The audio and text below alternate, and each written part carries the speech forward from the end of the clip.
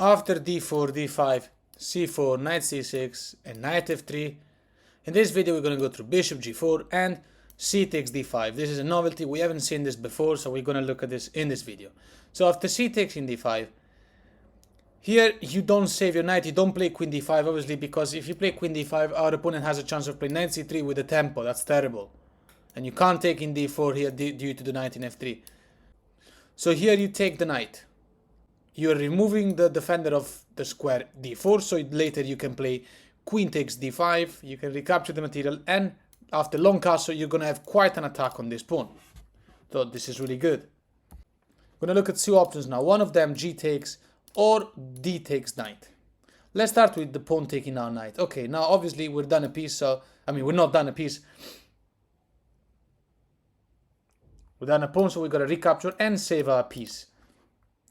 Now this bishop here is weirdly placed. It's actually well placed, but it looks weird because it's not the usual square where the bishop will be. Usually you will have a bishop in fianchetto, right, attacking this diagonal. But in these situations like this, it's pretty unusual.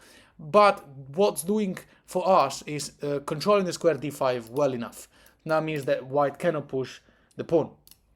So after knight c3 now, we don't need to get passive and play e6. We play e5, thematic. If you're a Chigorin player, you know e5 is the way to go. So let's look at two options now. One of them being pawn pushing, the other one being pawn taking. Let's clarify that after pawn taking here, you're going to swap queens. Now this can be taken either with the king or with the knight, but this gives black a slightly better game than white. So white has no reason to play like that, especially if he's playing it with the white pieces, obviously. So let's say if king takes, bishop to c5, attacking a weakness already. e3 stopping that. Okay, long castle. We're fully developed. King to c2. Knight to h6. This is important. You have potential attack over these two squares from where you will be targeting a lot of potential squares in the opponent territory. So h3 stopping knight g4. Knight g4 will be just perfect because you're attacking f2, you're attacking e5. So h3 is necessary, otherwise knight g4 is too strong. Okay, rook h to e8. Putting more attack over e5. And after f4, saving that pawn, knight to f5. And now the knight is sitting very comfortable in that square. And also it's double attack over e3. So g4 doesn't do anything. You're just going to win the pawn. Knight to d1, protecting this pawn further. Bishop e4 check. And now the king can't move anywhere except king b3. But now we take this piece. That's just an example. Let's see another line and see how it goes.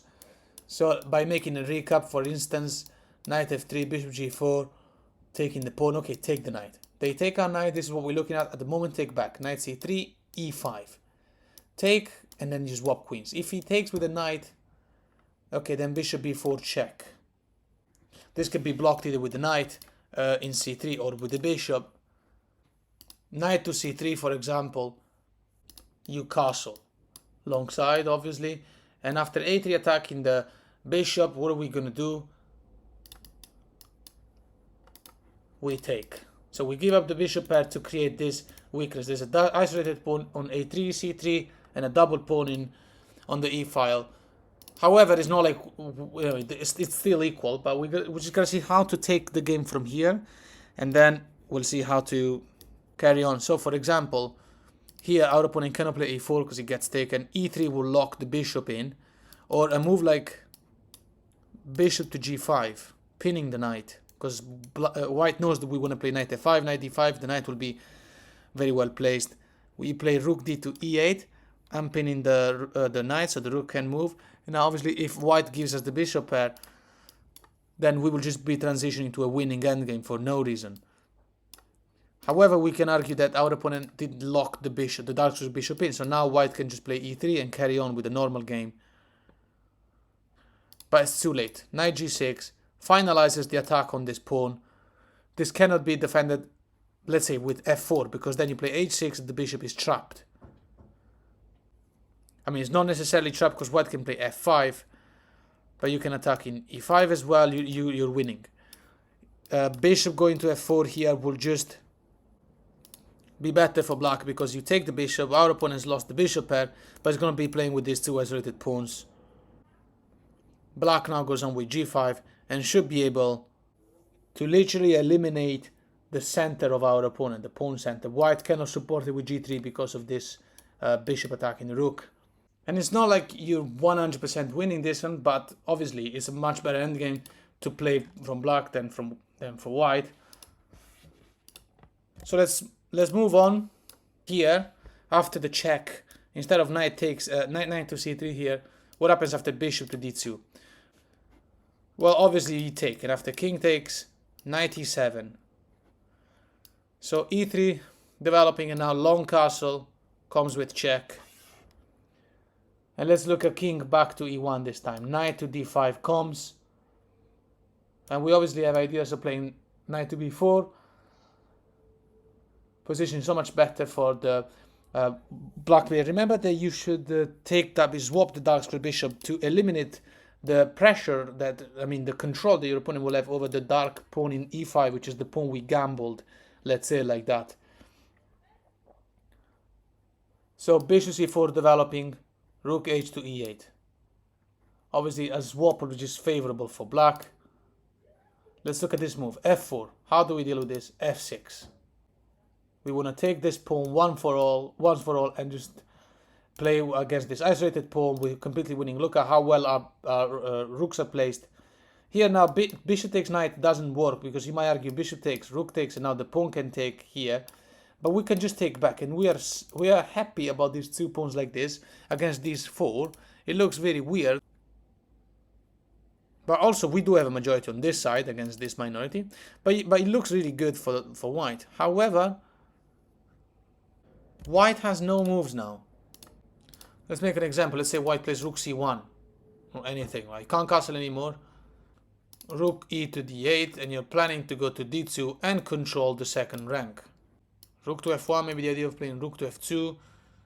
Best move is rook to h5. h3 to stop that. Bishop takes g2. So the white player had to give up that pawn if he wanted to survive. Okay, rook moves to f2, rook to g8. Position evaluated around -2. Again, this is much better endgame for black than for white. And in this position earlier, after we just played f6, we went through bishop taking knight, so the swaps are favorable. What if white takes us? Now here we take the pawn in e3, threatening the most nasty discovery checks in the world. So after knight takes and rook takes back, check. King moves now, rook to e4, attacks this pawn while attacking the bishop. So we should be able to recapture everything. So let's take it from the start and let's see something different. Knight f3, bishop g4. Okay, taking in d5, take the knight. They take our knight, take back. Knight c3, we play e5. What happens when they push the pawn? Instead of taking, they push the pawn. Okay, go back to d7, and after e4 it looks like this is just fine for white. And it's okay, it's equal, but you just play knight to f6, and now you're going to be putting pressure on this pawn, and it's going to be your asset. Because you're planning the usual bishop to b4, pinning the knight, and so on. So let's look at two moves here. Bishop g5, pinning our knight because our knight is putting pressure in e4. Or so normal development, bishop e2. Bishop e3 will be penalized by this pawns. It's a bit of a silly move, although it's not the end of the world. But let's see, for example, bishop g5. Attack the bishop immediately. Now taking is favorable for black. There's absolutely no reason to give the bishop prayer for this. Now you can see that we're no longer applying that much pressure on e4, but we're going to play bishop c5, castle, and there's going to be a weakness here, especially because when the f3 knight is gone, the c5 bishop becomes stronger. So after bishop h4, bishop c5 comes anyway. And now we're going to look at this move, queen to b3, putting pressure on this pawn. We ignore it because in this type of positions, when they do this, rook b8, then you're going on the second rank, so it's much better. You might argue that this is developing. Okay, well, castle. And now bishop to b5. This was one of the ideas of queen to b3, so don't worry about b7. But here the idea is to develop pieces, obviously, and swap stuff. Not necessarily swap stuff for no reason, of course, but just develop. So you gotta put this bishop somewhere, and these two squares are a bit ugly. Okay, c6 comes now. And now we're not going to look at take, because after taking back, our opponent will not be able to take back again. And our pawn in c6 will be controlling d5 forever. And the knight will never be able to jump in that square. So that's not good for white. So if white does take, then it's good for black. So this move, for example, bishop c4. In case we take, white can produce a passed pawn. b5. Don't be scared of this move. Bishop to d3, b4. The knight will have to move. And here, don't worry about d takes in c6 with an attack on your bishop. You can say that now the white player is able to take the pawn without leaving a black pawn in c6, protecting the square d5 and b5. But still, you're going to take the knight. And when your opponent obviously has to take a piece back, rook to b8 ends the game. White doesn't want to self-pin because he can play a6. And obviously the queen can't go to c3 taking the pawn because bishop b4 pins the queen. And when the queen moves away from the attack of the rook, wherever she wants to go, you've got access to the second rank. So back a couple of moves ago, after b4, what if the knight just moves? Okay, bishop to d4. Saving the bishop from the knight, of course. Castle. And now g5. It's perfectly safe to play, even though we don't have a fianchetto bishop. The bishop moves. We have this pawn structure they usually have in e45 games. But now we take the pawn. Pawn has to take back, obviously. The queen to a5. We have double attack on the knight. The knight is trapped. So this is one of the ways in which the game could have gone. So in this position, earlier we went through bishop g5. Let's see this move. Bishop to e2 now. Developing. Okay, c6 comes now. So this is how you challenge this center. And no matter what, you will be able to take the pawn, right? Because either the pawn takes you or you take the pawn. You should be just fine. Castle. Okay, bishop c5. This comes. And now let's look at this idea so that we understand how to beat the Chigorin no matter what style our opponent has. King h1 now, the idea of playing f4, obviously. Okay, castle.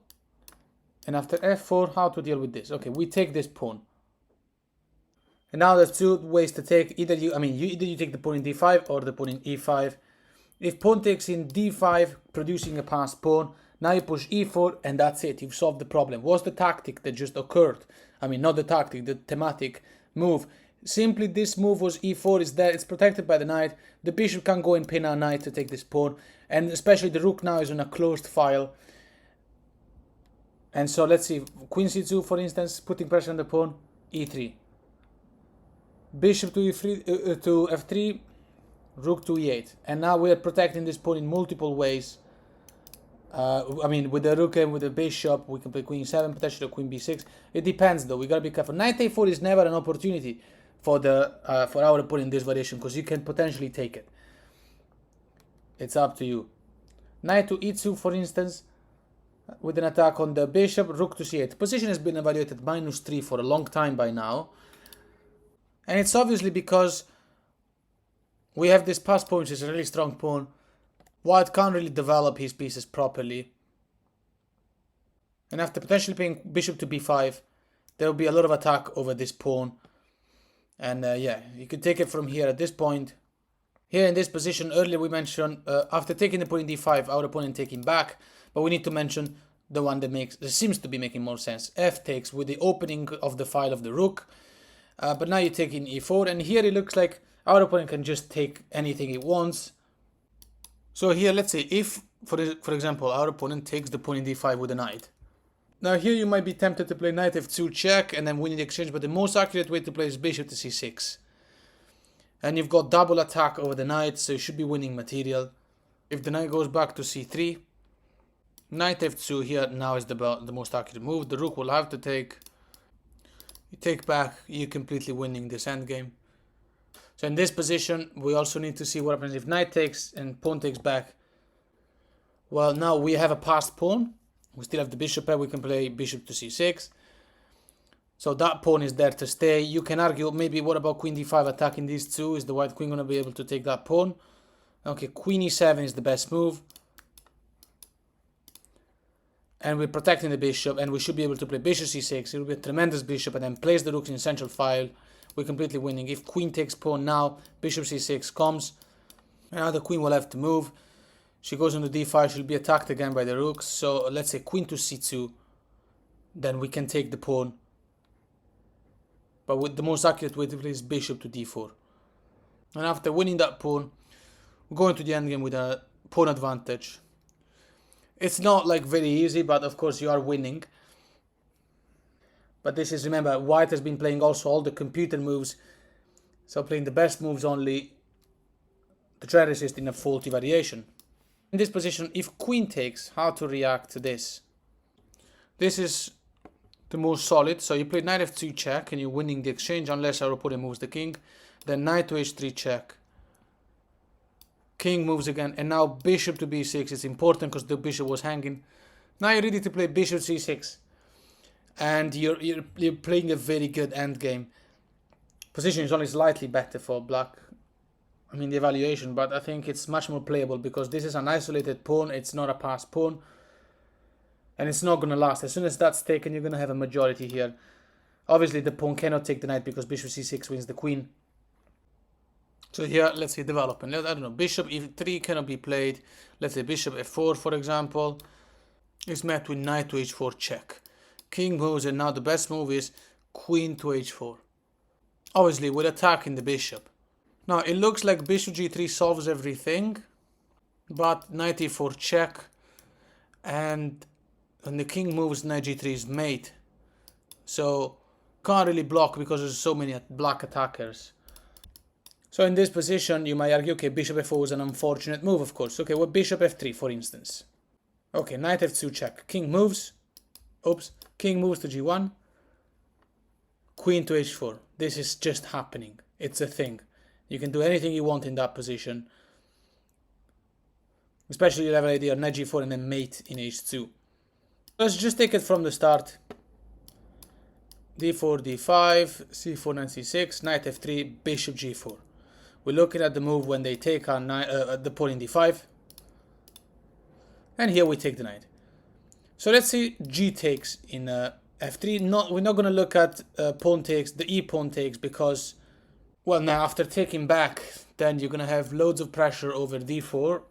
And we have seen something similar in one of the previous videos. Not exactly like this, but it's a similar scenario with queen d5 and then isolated pawn in d4.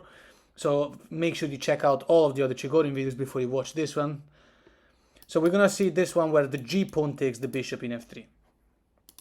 Because then the white player will be able to support the d pawn with another pawn and not isolate the pawn. So this is, obviously we're choosing white playing better moves rather than worse moves.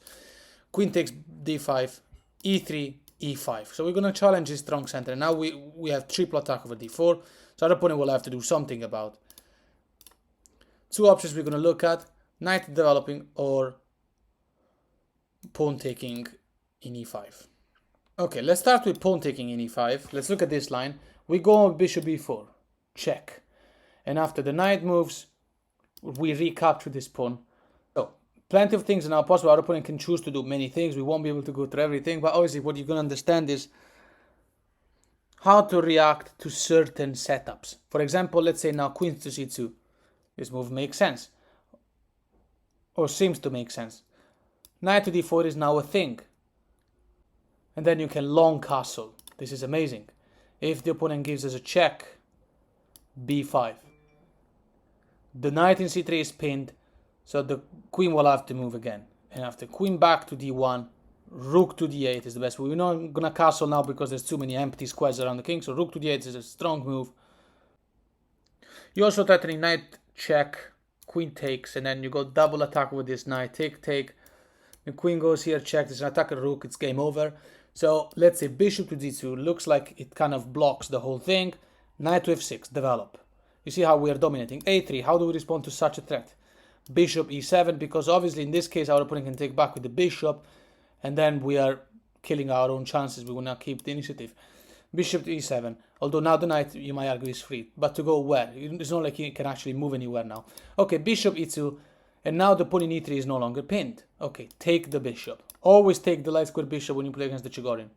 Well, I mean, not always, but like, you know, it's 99% of the time, just take the light square bishop on against the Chigorin, because this one is the stupid bishop.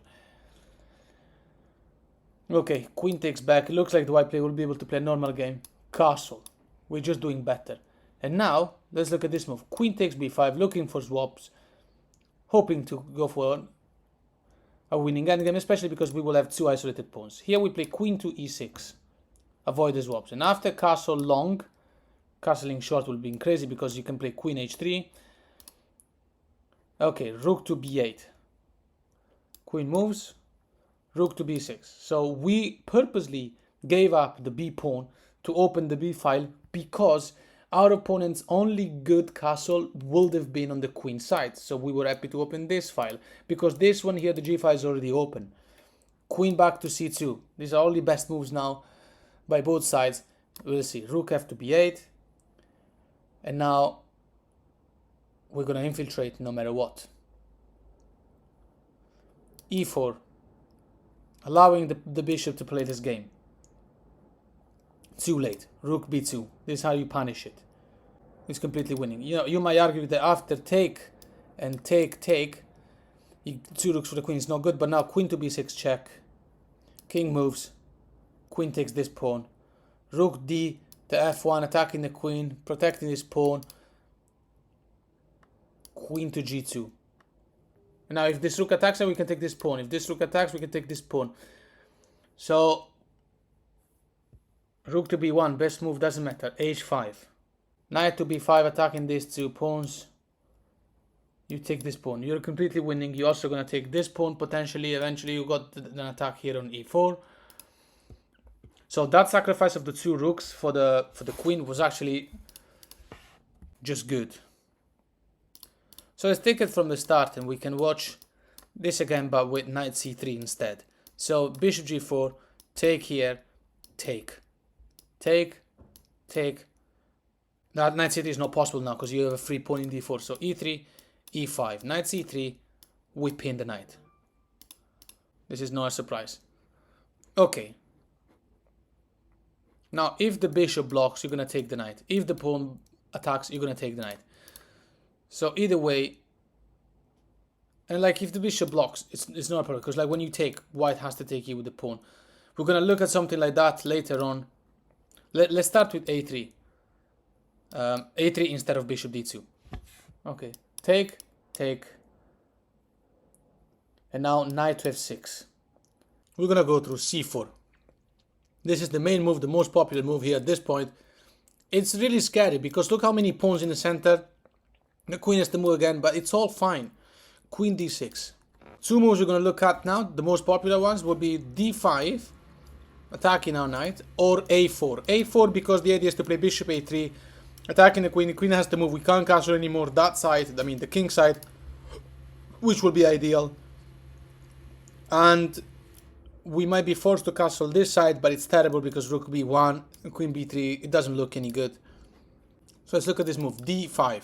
Now the knight goes to b8. You might recall from previous videos that the knight in b8 is doing just fine because you're going to play knight d7, knight c5, going to ideal squares. Two moves before we change line. We're going to look at two ideas. One of them, obviously, rook to b1, going for a straight attack on b7. b6 saves everything. You don't have to worry about bishop c5. That would be a strong move now, but there's a pawn in c4. e4, okay, it looks like white is just better, but in reality it's all good, Knight to d7, bishop e3, developing, castle, a4, there are no other moves that make much sense here, a4, knight to h5, a5, obviously you want to disrupt this pawn chain, knight to f4.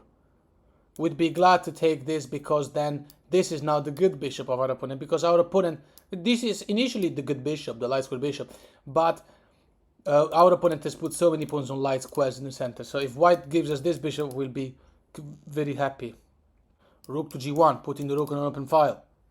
Rook 8 to b8. This is how you play it. Pawn takes, pawn takes.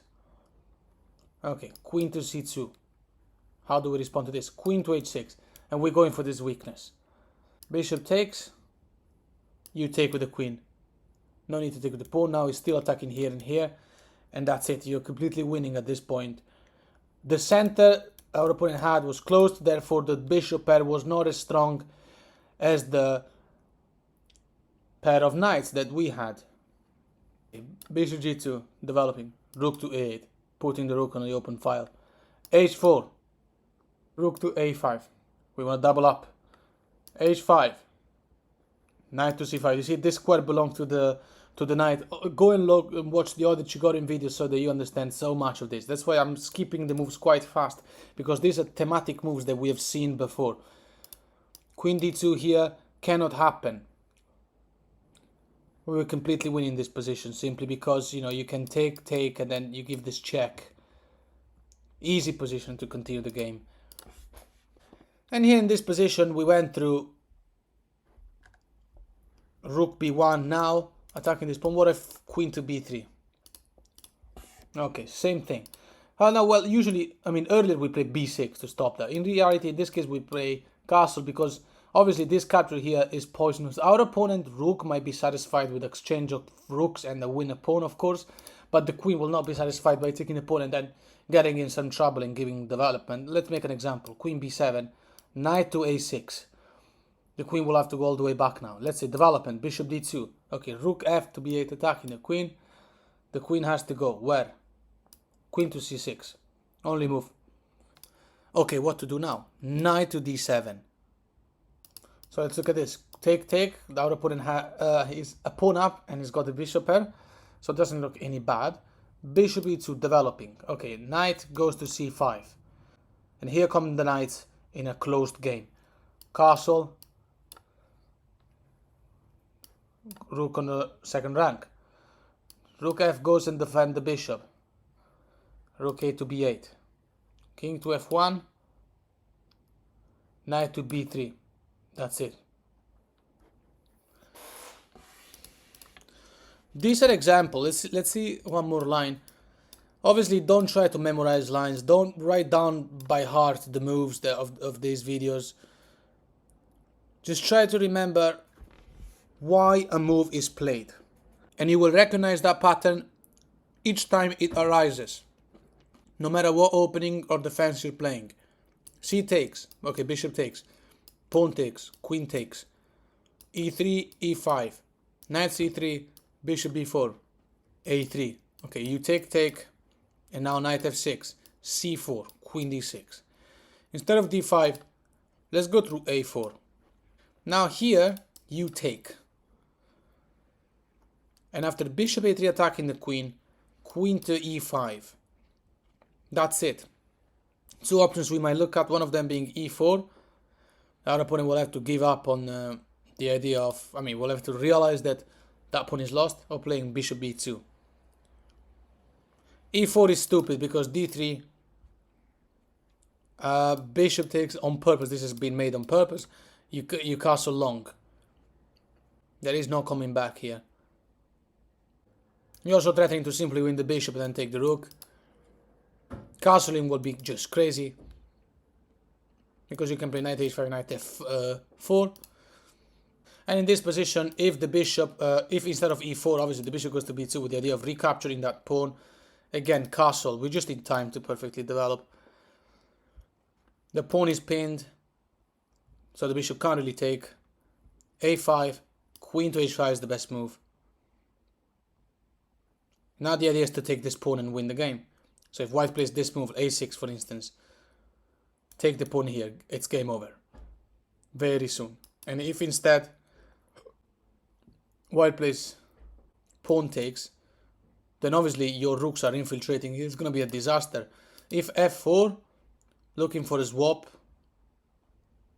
again, just take here. And you got Zwischenzug at least, even if the queen takes you. It doesn't get any easier than this.